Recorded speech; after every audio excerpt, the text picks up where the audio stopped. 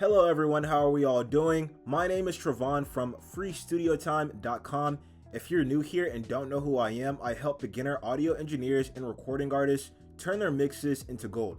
Today I'm going to explain to you what dynamic EQ is as well as how to use it. So without further ado, let's get straight into it. So first, let me explain to you what an equalizer is. An equalizer is a tool that allows us to adjust the frequencies in an audio signal to help achieve our desired sound.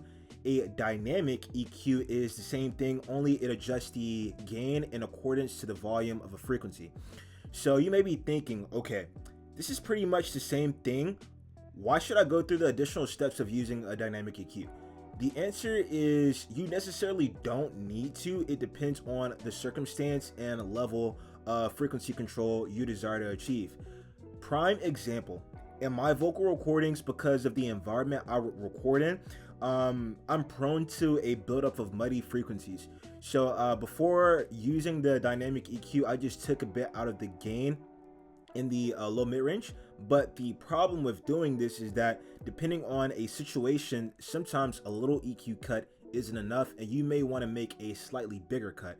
When you do this, you take a lot away from the bulk of your vocal, which people can notice when they listen to your song. So instead, I use dynamic EQ to add makeup gain to the frequency cut, which fills the void I experienced before, or I can make a smaller cut and attenuate that frequency down, which gives me an even greater level of control.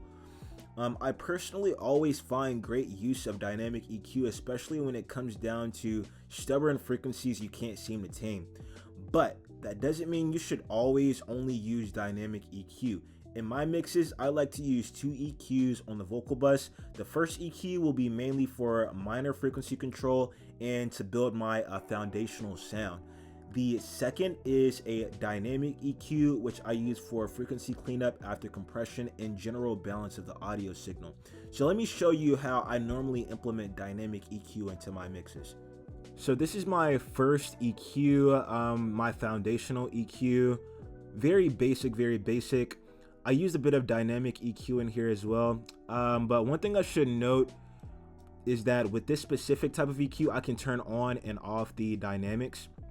The dynamic EQ part, and I can just have it as a regular EQ, and that's what I did for the low end right here with the high pass filter, as well as the high end with the high shelf filter. Right here, these are really just to control one over here, the low mid. This is just to control the muddiness, and over here the high mid is just to control the presence of my vocal in the mix. So let me kind of explain to you what these little arrows are. So over here, this downward arrow kind of attenuates the frequency wherever you have this thing at, and up here this kind of adds gain to that frequency.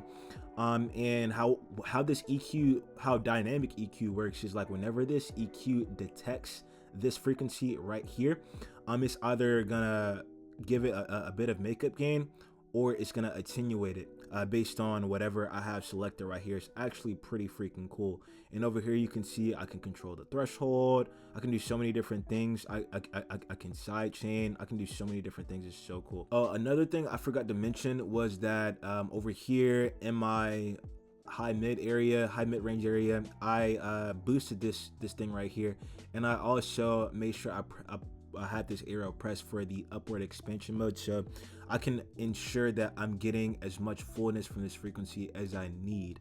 And yeah, it's a pretty cool device to use. Let me go over here to this second EQ. So on this second EQ, I use a bit more dynamic EQ. Over here, of course, I always like to take out the low end with a nice high pass filter, boost the high end with the high shelf filter. And over here, my vocal started to sound a bit tinny, so I added a 0.6 of a decibel of gain right here to the 165 hertz range to kind of thicken up my vocal a little bit. And over here I was getting a lot more of that muddiness, so I went ahead and took it out. This is after compression and de-icing as well, but anyways, yeah, I took it out, did the exact same thing with the attenuation of this specific frequency range. And when I do this, it gives me even greater control over all the frequencies that I need to tame. So like when you think, okay, I'm using dynamic EQ and I'm attenuating this frequency down as I'm cutting it, your control over this frequency is maximized to its fullest capability. So that's why I really like to use it in this manner. Over here, I was getting a bit of harshness from this 1939 hertz frequency, and I just went ahead and dipped it out a very little bit by about -2.5 decibels. I probably took it out a little bit too much, but I'm not gonna mess with it right now. And I attenuated that frequency down.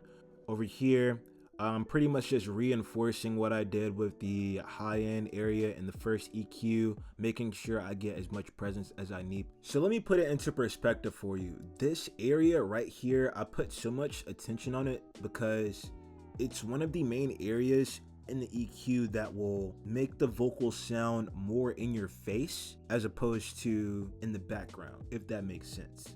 But anyways, I'm gonna do what I normally always do and show you how it sounds with both of the EQs on and both of them off. And by the way, this is a song I made a few days ago. Went ahead and got it mixed up. Yeah, the night's gotten colder, we're approaching the fall. I slowly got a little bored and I don't test by the call. I'm to the point of questioning the essence of my own nature. That's why it's nice to sit and write about your life on the paper. Ever feel like you're a candy that's been drained of its flavor? That's how I felt when working shifts and little tips as a waiter. Now I struggle searching endlessly for constant relief. And all these bad habits, I wish I could shove them beneath. I've no sense of self-worth. Alright everyone, that is how you use dynamic EQ. Alright, if you're interested in learning how to utilize FL Studio to take your vocal mixes from beginner to intermediate in under a month compared to a year of searching every outlet for the information yourself, click the link in my description and I'll show you everything you need to know in a detailed step-by-step guide that includes videos, quizzes, written information, as well as my personal contact for whatever questions you may have along the way. Catch you all on the flip side, everyone.